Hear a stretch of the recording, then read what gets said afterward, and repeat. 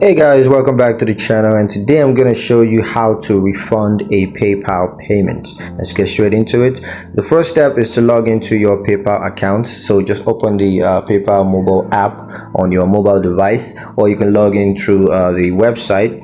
Just log in with your credentials, and once you're in, you want to find the payments that you want to refund. So just click on activity in the navigation bar, and then locate the payment that you want to refund in your transaction history.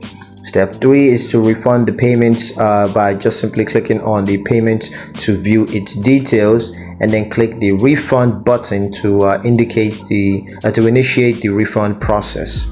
And now you just got to enter the amount that you want to refund to the buyer, and you can choose a reason for the refund, if you want to do that. And once you're done, just click the refund button to complete the refund process. And yeah, that's pretty much it on how to refund a PayPal payment. Hope you guys liked the video. Hope you found it useful enough. If you did, like the video, comment down below, let me know what you thought, share the video with your friends, and subscribe to the channel if you haven't done so already. And I will see you guys in the next one. Peace.